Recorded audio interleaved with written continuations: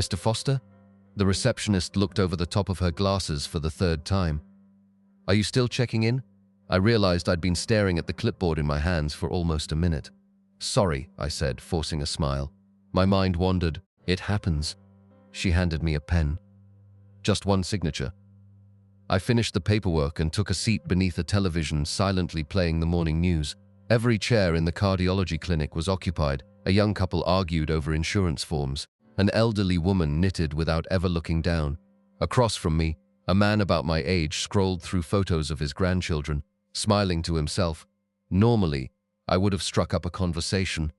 That had always been my way. But 3 weeks earlier, my heart had stopped for 87 seconds. Ever since then, silence had become easier. My name is Martin Keller. I'm 68 years old. Until last month, I'd never spent a single night in a hospital. I built houses for 40 years, climbed scaffolding in every season, and believed sore muscles were something you worked through instead of complained about. Then one Tuesday afternoon, while replacing a fence post in my backyard, my chest tightened so suddenly I dropped the hammer before I dropped to my knees. The cardiologist called me lucky. My neighbor, Evelyn, called it a miracle. I called it my second chance. This appointment wasn't optional. It was supposed to determine whether I needed another procedure or whether medication alone could keep my heart from betraying me again. The wall clock clicked to 9:15. My appointment was at 9:30. I reached for my phone. No missed calls, no text messages. That surprised me. My son, Dylan, had insisted on driving me. You shouldn't be behind the wheel after what happened, he'd said. He sounded concerned, almost protective. It reminded me of the little boy who used to panic whenever I caught the flu. Maybe, I thought, the heart attack had brought us closer again. The automatic doors slid open. I looked up, expecting to see Dylan hurrying inside with his usual apology for running late. Instead, a nurse walked toward me. Mr. Keller? Yes? We've been trying to reach you. I frowned. My phone's right here. She looked confused. Your appointment was cancelled yesterday afternoon. I blinked. I'm sorry. What? She checked her tablet again. It says your son called. My son? Yes, he told us you were feeling much better and wanted to postpone until next month. For a moment, I honestly thought she'd confused me with another patient. There has to be some mistake. She turned the screen toward me. There wasn't. The notes were clear, but Dotson's son confirmed cancellation. Requested first available appointment in 5 weeks. 5 weeks, the cardiologist had specifically warned me not to delay more than a few days after discharge. I never authorized that. The nurse's expression changed immediately. You didn't? No. She glanced toward the physician's hallway. Please wait here. As she disappeared through the double doors, I felt my heartbeat quicken, not from fear this time, but anger. I dialed Dylan, straight to voicemail. I tried again. No answer. 5 minutes later, he finally called back. Dad, I'm sitting in Dr. Meyer's office, so? They said you cancelled my appointment. A long silence, then. Oh, you forgot to tell me? I didn't forget. You cancelled it without asking me. I had to. Why? Another pause. Then he sighed like I was the one being difficult. Karen's parents needed a ride to the airport. I stared at the floor. What does that have to do with my heart? There was only one car available. You could have called me. You would have made a big deal out of it. I just survived a heart attack. I know. Dr. Myers said this follow-up couldn't wait. They worry about everything. Dylan, they'll see you another time. I lowered my voice. What if something's wrong? His answer came so quickly, it sounded rehearsed. You're always acting like the world revolves around you. I couldn't believe what I was hearing. I'm your father. And? Dylan, his voice turned cold, sharper than I'd ever heard it. You've been retired for years. You don't do anything. Karen's parents actually have places to be. I felt something inside me crack that had nothing to do with my heart. Then he laughed, not loudly, just enough. You know what, Dad? What? You're just trash anyway. The line went silent, not because the call dropped, because he hung up on me. I slowly lowered the phone, across the waiting room. The television continued showing cheerful vacation advertisements. The elderly woman kept knitting, the young couple kept arguing. Nobody noticed that my own son had just broken something inside me that no cardiologist could ever repair. A moment later, Dr. Myers himself pushed open the hallway door. He looked directly at me. Mr. Keller, His face was far more serious than when I'd last seen him. "I've reviewed your hospital scans myself." He closed the door behind him before saying the next sentence. "You should never have missed today's appointment." Dr. Myers didn't sit down. That alone made my stomach tighten. Most doctors pulled up a chair before delivering difficult news. He remained standing, my chart tucked beneath one arm. "Come into my office." The door clicked shut behind us. He placed several scans on a light board mounted to the wall. I recognized my heart immediately, even without medical training. I could see one artery was much narrower than the others. He pointed to it. "This blockage wasn't severe enough to require emergency surgery during your hospital stay." I nodded. "You told me medication might be enough. I also told you today's appointment would determine whether that was still true." He folded his arms. "Mr. Keller, if you had actually decided to postpone for 5 weeks, you would have been taking a very dangerous risk." I swallowed. "How dangerous? I wouldn't have recommended it." Doctors rarely answered directly. That answer was direct enough. He looked through the chart again. "I'm rearranging my schedule." "You are? I'm seeing you today." Relief washed over me, until he added, "But I need you to answer one question honestly." "Of course. Did your son cancel because you asked him to, or because someone else made that decision for you?" The room suddenly felt smaller. I didn't even know he'd cancelled it. Dr. Myers slowly nodded. "I thought so." 2 hours later, I walked out of the clinic wearing a heart monitor beneath my shirt. There would be more tests, possibly another procedure. Nothing was certain yet. One thing was, I couldn't ignore my health anymore. As I reached my pickup truck, my phone buzzed. A message from Dylan. "Sorry if you got upset." Nothing else. No apology. No concern. Just, "Sorry if you got upset." I stared at the screen, then put the phone back in my pocket without replying. That evening I drove to Dylan's house, not to argue, to understand. I still believed there had to be more to the story. Maybe Karen's parents had an emergency. Maybe Dylan had panicked. Maybe I was making excuses before I'd even parked. His driveway was full, Karen's SUV, her parents' rental car, a moving truck. Moving? That was new. I rang the bell. Karen opened the door. She smiled for exactly 1 second, then she realized I was alone. "Oh, is Dylan home? He wasn't expecting you." I wasn't aware I needed an appointment. She stepped aside. "Come in." The living room looked different, boxes everywhere. My recliner sat against one wall. I blinked. My recliner. The brown leather chair I'd owned for nearly 15 years. The one I'd left in storage after downsizing. "Dylan said you weren't using it." I looked around, then I saw my oak coffee table, my garage tool chest, the antique clock my wife had bought before she passed away. Half the room was furnished with my belongings. Nobody had asked me. Karen noticed where I was looking. "Dylan thought you'd want us to have them." "When did he think that?" She hesitated. "He said you told him." "I never said that." The smile disappeared from her face before either of us spoke again. Dylan walked in through the back door carrying 2 large suitcases. He stopped cold. "Dad, we need to talk." His expression hardened immediately. "I'm busy. I can see that." He glanced toward Karen. "I'll handle it." She quietly disappeared into the kitchen. I pointed toward my recliner. "When were you planning on mentioning this?" He shrugged. "You weren't using it. It wasn't yours. It was just sitting there. So was my wedding album." His eyes flickered. "What? It's gone." He looked away. "I thought you didn't want all that old stuff." "My wedding album? You've got pictures on your phone." I stared at him. Inside that album were the only printed photographs of my late wife holding him as a baby, the only family portraits we'd ever taken before cancer stole her from us.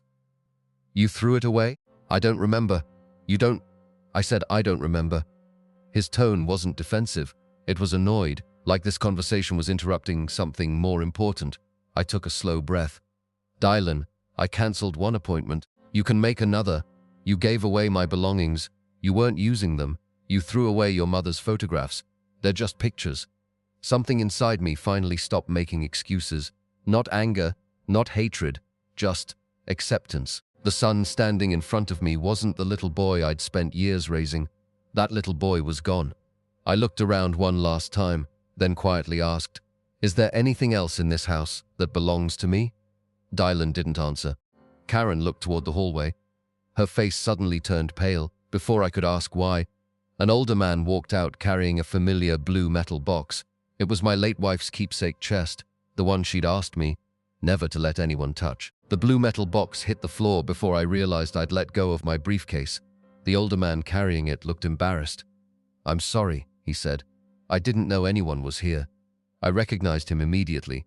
Karen's father, Douglas. He smiled awkwardly. "Dylan told us this was all being donated." I looked from him to the keepsake chest, then back to my son. "Donated?"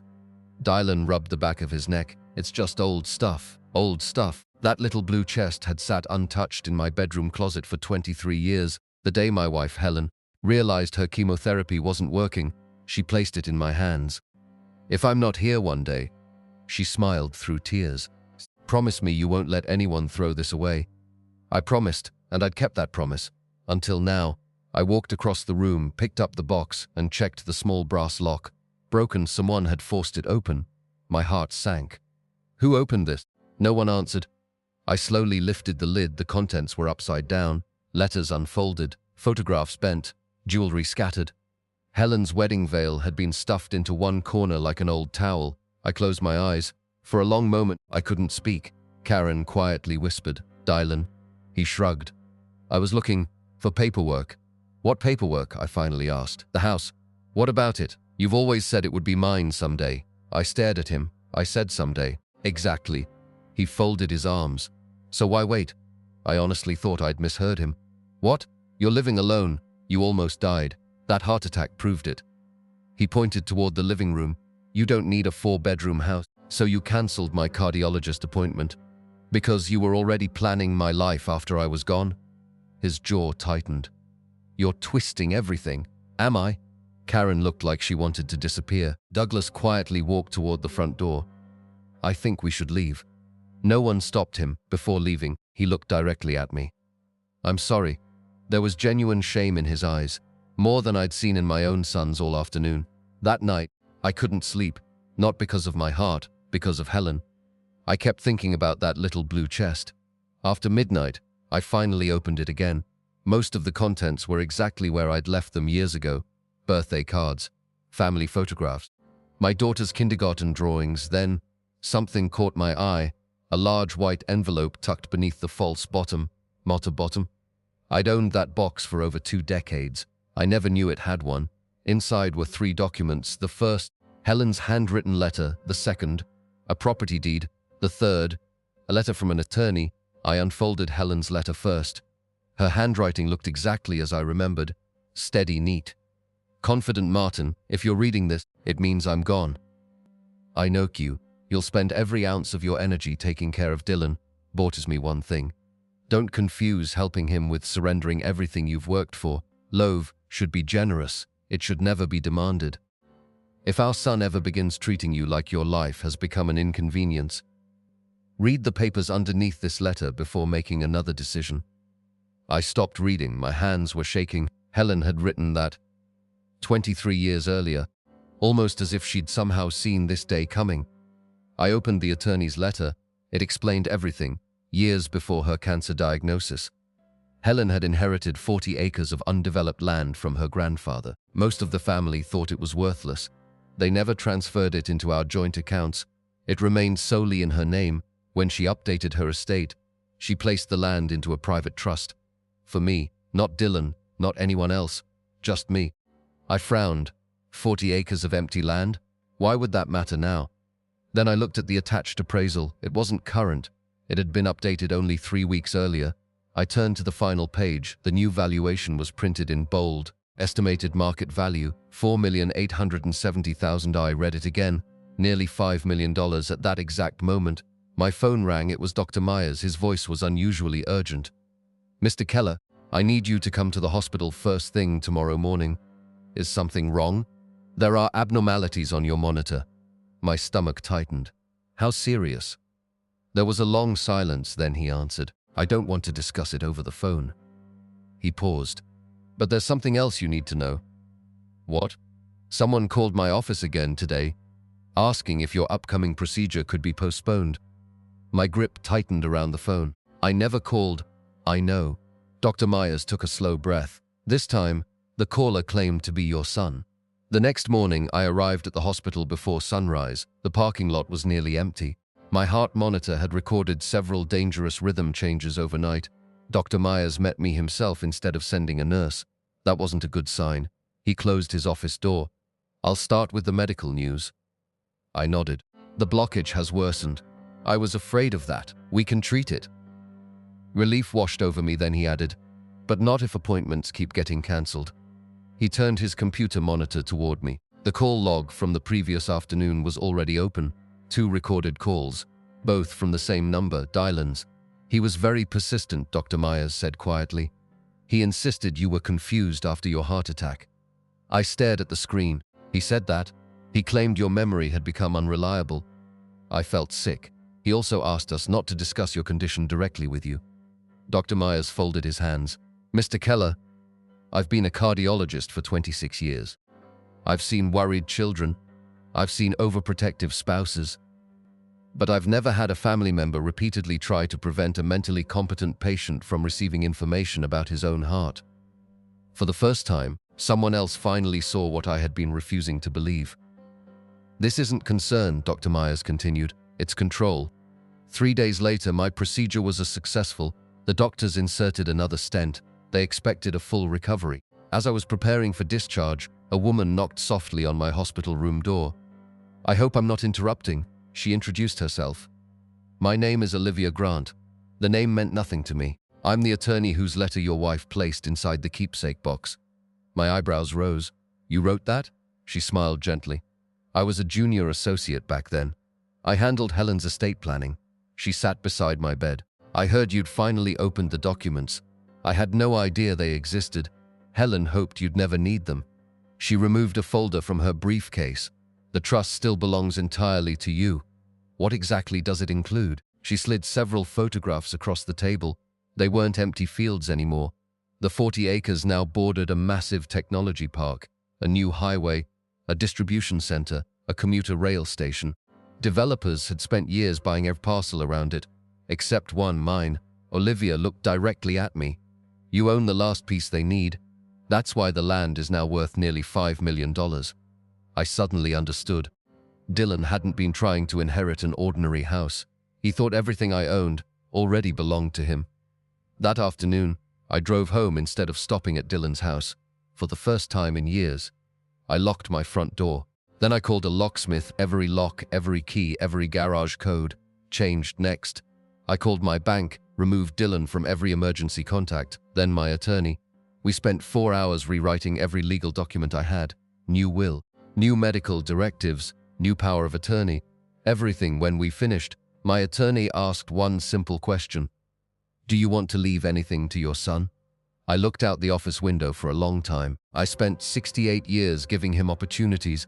He treated them like obligations. I nearly died, and he treated my survival like an inconvenience. My attorney quietly nodded. "I understand." 2 weeks later, someone rang my doorbell. It was Karen. Alone, her eyes were swollen from crying. I left him. I said nothing. She handed me a small cardboard box. "I found these in our attic. Inside was my wedding album, every photograph, every page, perfectly preserved." I asked Dylan why he lied. She wiped away a tear. "He admitted he hid it. He thought if you believed it was gone, you'd stop looking through your late wife's things." My chest tightened.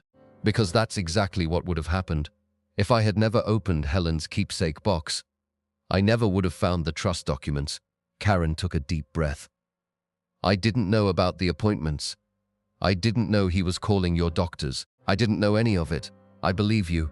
She nodded once, then quietly walked away. 6 months later, the developer purchased my land, not for $4.8 million, for $6.3 million after a bidding war.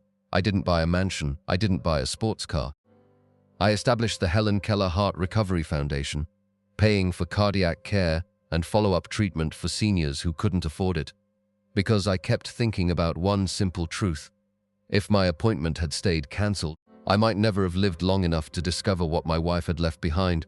The last time I saw Dylan, he was standing outside my gate, not angry, not shouting, just smaller somehow. I made a mistake. I looked at him quietly. "No. You made a series of choices. They just finally caught up with you." He lowered his head. "I still love you, Dad. I'll always love the little boy who used to wait by the window for me to come home from work." I paused, but that little boy wouldn't have called his father trash. I closed the gate gently, not out of hatred, out of peace. Sometimes surviving a heart attack isn't the hardest part. Sometimes it's surviving the people who were already planning your life after you were gone.